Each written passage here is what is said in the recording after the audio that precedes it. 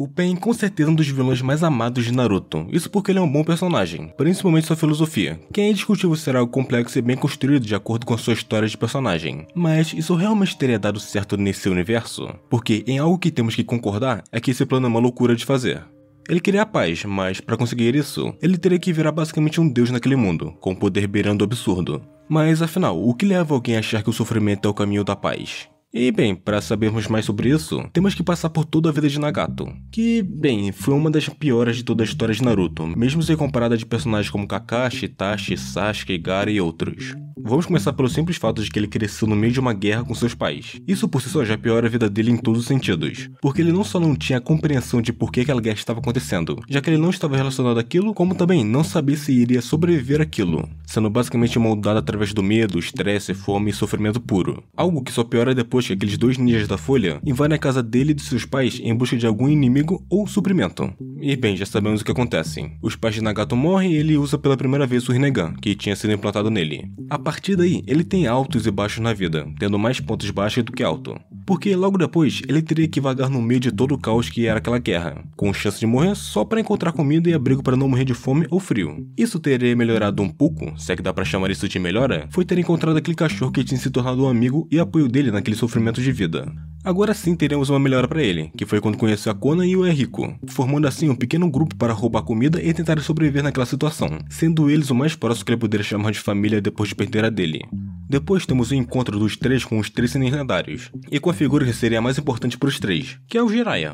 Ele tinha sido aquela pequena coisa que os fariam ter um motivo de estarem vivos, seja por ele ter os treinado e os tornado forte, porque isso era essencial, como também na visão de paz do Jiraiya. Foi por causa dessas coisas que eles formaram a primeira Akatsuki, a Akatsuki original, aquela que queria buscar a paz da maneira mais pacífica possível. Claro, eles estavam dispostos a atacar e tudo, mas se puderem resolver através de um método não violento, eles fariam. Só que por causa do Hanzo e do Danzo, o Nagato iria perder tudo isso em poucos minutos. Se não fosse por esses dois, no caso, mais o Hanzo por ter feito diretamente a emboscada, a vida desses três, e principalmente a de Nagato, não teria sido tão pior assim, porque os três estavam em uma situação que dependia da escolha do Nagato, onde ele teria que escolher entre matar o Yahiko e soltar a Konan, ou deixar a Konan morrer e deixar vivo o Yahiko.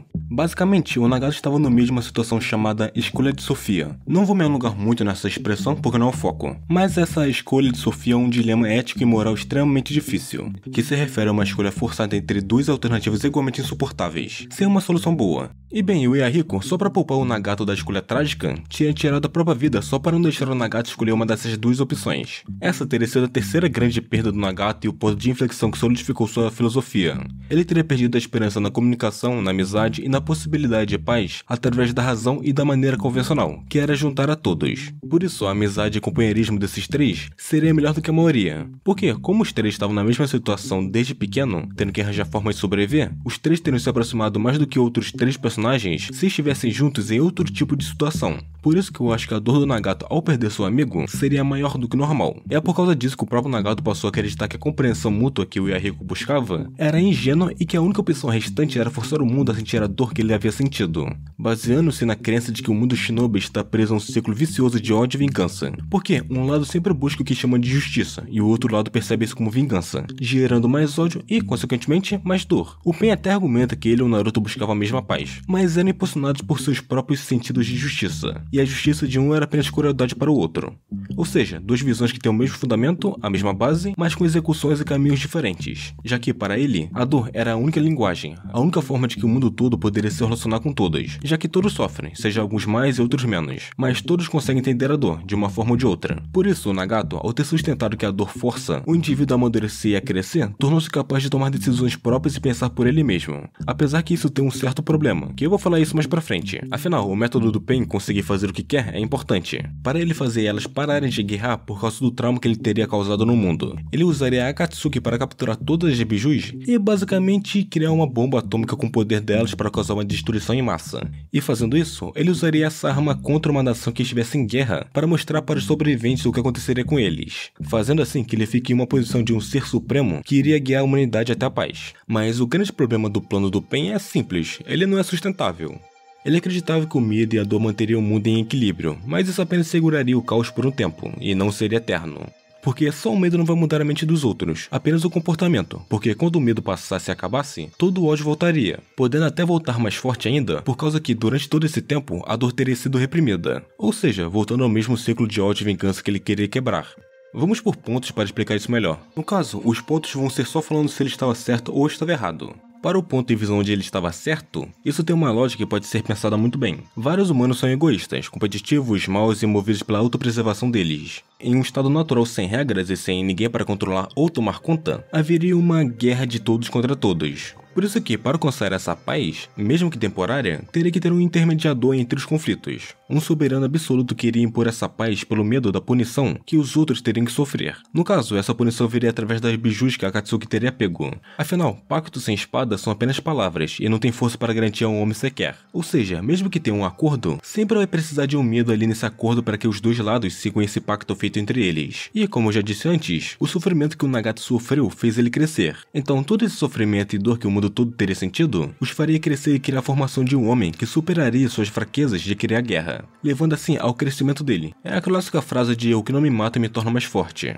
O Pen, ao afirmar que a dor o obrigou a crescer e amadurecer, e que a dor é o professor mais verdadeiro, está diretamente alinhada com essa ideia. O Nagato sentia que, por ter compreendido a essência do ciclo do ódio e dor, havia transcendido o humano e se tornado algo superior. Isso tudo considerando a separação entre a ética e a moralidade. Porque, para alcançar essa paz por esse caminho que ele quer fazer, teria que ignorar esses dois fatores. Ele precisava usar a força e a crueldade para manter a ordem no mundo que ele quer, chegando assim naquela frase que é muito usada em outros vilões, que é: os fins justificam os meios. Sendo melhor ser temido do que amado nessa situação, já que, ao usar o terror da arma biju para impor a paz, baseia-se exatamente no medo para garantir a estabilidade global. E agora chegaremos na parte negativa, ou seja, a parte crítica. E para não sair do raciocínio de crueldade que já estava falando, vamos continuar nisso. Podemos separar essa crueldade em duas formas, a bem empregada e a mal empregada, ou seja, a bem usada e a mal usada. Uma delas feita de uma só vez para garantir segurança e não sendo necessário repetir, essa sendo a bem empregada, e a outra que cresce com o tempo, precisando ser repetido, sendo essa a mal empregada. Embora o plano do Pen fosse fazer uma demonstração massiva de destruição, sendo um ato único, sua filosofia de um ciclo de paz que seria temporária exigiria a repetição da dor colossal que poderia ser vista como uma crueldade mal empregada. Só isso já faria o plano dele ser contraditório, afinal ele está causando uma dor gigantesca para causar uma paz colossal. Em certo nível, a filosofia e pensamento que foi construído do Pen é coerente, já que, ao ter experimentado perdas extremas, ele acabou concluindo que a dor é a única linguagem que o mundo entende. Ele acredita que a compreensão mútua só nasce quando as pessoas compartilham o mesmo sofrimento. Ele não é movido pela ganância, ambição ou até maldade pura, já que ele está bem longe disso, mas ele está com um desejo desesperado de criar um mundo melhor, seguro e pacífico, que ele queria desde criança para não sofrer de novo igual antes, ou até não ter outro sofrendo igual a ele. O Pen está certo ao notar que a justiça de um lado é a vingança para o outro. Ele expôs a hipocrisia das grandes nações, como Konoha e o País do Fogo, que lucravam ou se estabilizavam enquanto nações menores, como a Megakuri, eram usadas como campos de batalha e deixadas na miséria. Apesar que, como eu já disse antes, essa filosofia não se sustenta logicamente, porque falha ao tentar quebrar o ciclo de ódio usando o próprio ódio como ferramenta. Ele busca a paz causando a destruição da fonte do ódio ao infligir mais dor nessa fonte. Então, como a dor gera ódio e o ódio gera mais ódio e conflito, infligir mais dor apenas criaria uma base para mais ódio e mais conflito ainda depois. Apesar dele dizer que quer acabar com esse ciclo, está mais para controlar o ciclo, fazendo assim com que ele alcance uma paz falsa. Afinal, depois a vingança vai chegar, já que toda essa dor que ele iria causar em todos, iria dar traumas em vários. E traumas não são esquecidos assim tão facilmente.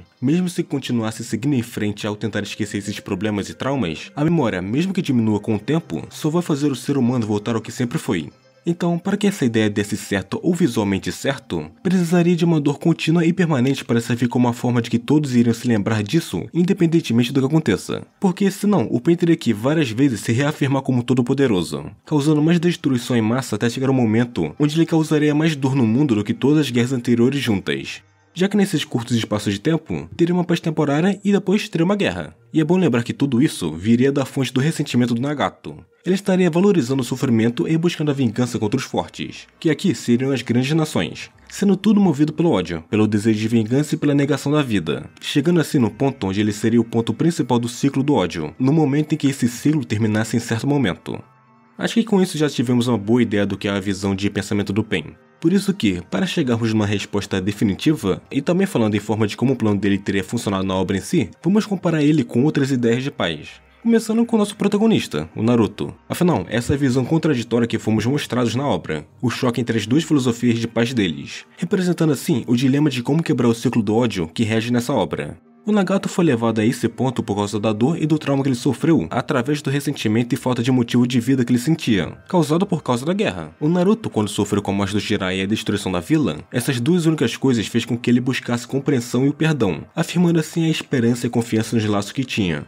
Já o Nagato afirma que a justiça é uma ilusão e que só funciona na visão daquela própria pessoa, porque para outra é apenas crueldade ou vingança. E o Naruto, em resposta a isso na parte quando a Hinata morre, ele queria acabar com o Pain em busca da justiça que ele mesmo percebia, afirmando que o Pain acreditava. Só que, mais tarde, ele tenta perdoar o Nagato por tudo o que ele fez, contrariando assim o que o Nagato acreditava, e até o que o próprio Naruto acreditava.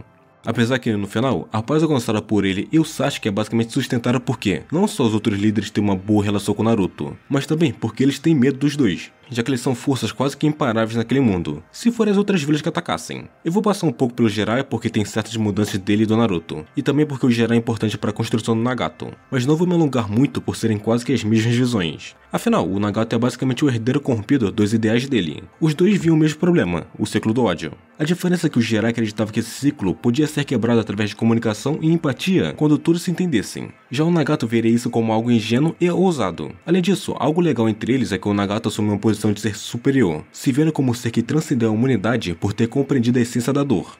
Já o Jiraiya busca atuar como um guia, se vendo como um autor que procurava o protagonista de uma profecia, ou o salvador, que no caso o primeiro foi o Minato, e não era ele. Depois o próprio Nagato, e também não era ele. E depois o Naruto. Parece até que ele sempre tentou encontrar uma inspiração para um personagem, passando por vários esboços do que ele queria primeiro até chegar no resultado final. Agora, se o Jiraiya representa o idealismo puro e o Nagato a distorção dele, o Madara seria o extremo oposto disso tudo.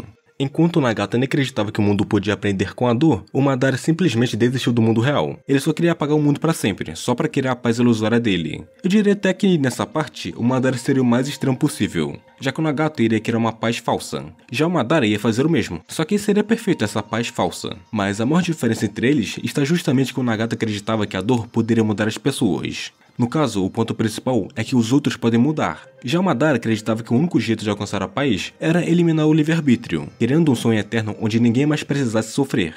Ele não estava interessado em ensinar os outros. E só para terminar as comparações, vamos colocar o Itachi aqui também, que tem um pensamento difícil de definir. Apesar de não dar para certificar totalmente que ele acreditava que a dor deveria ser carregada em silêncio, ainda assim foi o que ele fez. O sofrimento não deveria ser imposto aos outros, mas suportado por quem tivesse força suficiente para aguentar. Enquanto o Pain destruiu uma vila inteira para mostrar sua verdade, o Itachi destruiu a própria família para proteger a vila, se tornando assim o vilão que todos precisavam odiar para manter a paz em Konoha. Os dois sabiam o peso do que estavam fazendo, e ainda assim seguiram em frente, porque, para eles, o sacrifício pessoal era o preço natural da paz. Os dois morreram acreditando que o peso que carregavam era necessário, mas como já vimos o que aconteceu depois que o Nagato perdeu e desistiu da ideia dele, como seria se ele tivesse ganhado e completado seu sonho?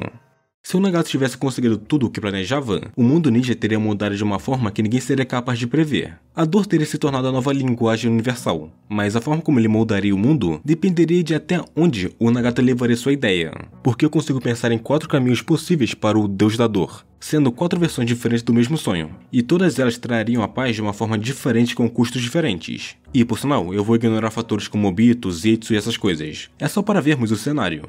Assim, no primeiro cenário, o Nagato teria se tornado o verdadeiro governante do mundo. Depois de capturar todas as bijus e completar o Genomazo, ele usaria o poder delas para destruir uma das grandes vilas, provavelmente Konoha, em um único ataque. Um golpe que não deixaria dúvidas sobre o novo equilíbrio de forças. O impacto disso no mundo seria devastador. As outras vilas, estando obviamente aterrorizadas, se curvariam a ele. Algumas tentariam reagir, mas não daria muito certo. Assim, todas teriam assinado tratados de cessar fogo. A Megakure deixaria de ser apenas uma vila esquecida e se tornaria o centro do mundo. A partir daí, o Nagato criaria um sistema global de controle. Os representantes das vilas menores existiriam apenas para fingir diplomacia, enquanto o verdadeiro poder estaria concentrado em Nagato e Nagatsuki, mas principalmente no Nagato. O mundo então viveria uma paz estável, mas baseada no medo. seria a realização literal da ideia de que o homem abre mão da liberdade por medo da morte. O tipo de paz que sobrevive enquanto o governante é temido. Agora, na segunda possibilidade, e se o Nagato, após destruir uma vila e ver o mundo inteiro se ajoelhando diante dele, percebesse que o medo não basta, e que isso só adiaria as guerras? Nesse caso, ele mudaria de plano. Em vez de repetir a destruição, ele tornaria a dor permanente. Agora, como isso seria possível? Eu só consigo pensar isso funcionando ao usar algum Yamanaka ou coisa assim, ou só alguém que conseguia se conectar mentalmente com os outros. Assim fazer ele se conectar com todos e transmitir a dor para todos, fazendo com que cada ser humano sentiria, ainda que por um instante, a dor dos outros. As lembranças da guerra, fome e morte se tornariam uma memória coletiva.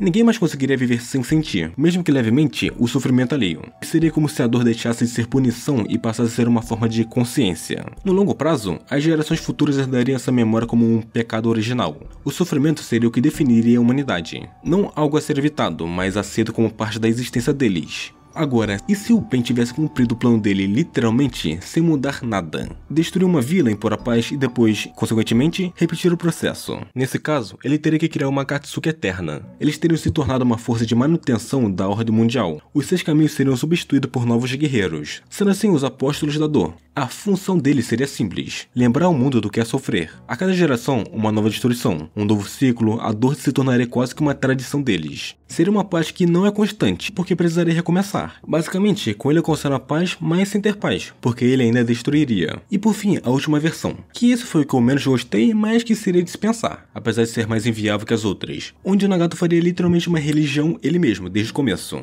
fazendo com que o mundo o visse como um salvador, surgindo assim o culto da dor. Uma religião que prega o equilíbrio e o respeito através do sofrimento. A dor deixaria de ser medo e se tornaria fé. Com o passar dos séculos, essa religião se tornaria a base moral do mundo ninja. Os templos do Pain se espalhariam. As pessoas fariam suas orações não para pedir bênçãos, mas para lembrar o que custou a paz que tem. E claro, como disse, tudo isso sem ter que levar em conta Obito, Naruto, Hokage, Zetsu ou até mesmo falhas no plano dele. Mas no fim, independente de qual dessas versões tivesse acontecido, a verdade é que todos levariam ao mesmo ponto: a dor como fundamento da existência.